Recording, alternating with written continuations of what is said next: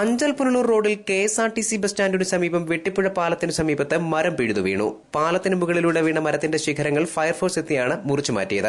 നിരവധി വാഹനങ്ങളും കാൽനട യാത്രക്കാരും യാത്ര ചെയ്യുന്ന റോഡിന്റെ ഈ ഭാഗത്ത് മരത്തിന്റെ കുറച്ചു ഭാഗങ്ങൾ മാത്രമാണ് പതിച്ചത്. ഏറെ ഭാഗവും തോട്ടിലേക്കായതിനാൽ വൻ ദുരന്തം ഒഴിവായി. വെട്ടിപ്പുഴ പാലത്തിന് സമീപം വീണ മരത്തിനടുത്തായി മറ്റൊരു വൻവൃക്ഷം അപകടകരമാം വിധം നിൽക്കുന്നുണ്ട്.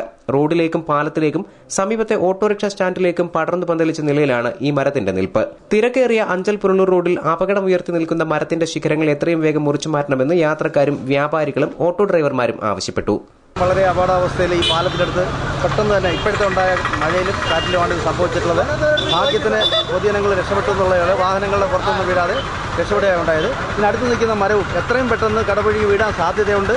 എത്രയും പെട്ടെന്ന് ഗവൺമെന്റിന്റെ ഭാഗത്തു നിന്നോ അല്ലെങ്കിൽ പഞ്ചായത്ത് മുനിസിപ്പാലിറ്റിയുടെ ഭാഗത്തു നിന്നോ ഇതിന് നടപടി ഉണ്ടായിട്ട് ഈ മരത്തിന്റെ ശിഖരങ്ങൾ മുറിച്ചു മാറ്റുന്നതിനുള്ള നടപടി ഉണ്ടായിട്ടെങ്കിൽ ഇനിയും അപകടം ഉണ്ടാകാൻ സാധ്യതയുണ്ടെന്നുള്ളൊരു മുന്നറിയിപ്പ് തന്നെയാണ്. News bureau, Punalur.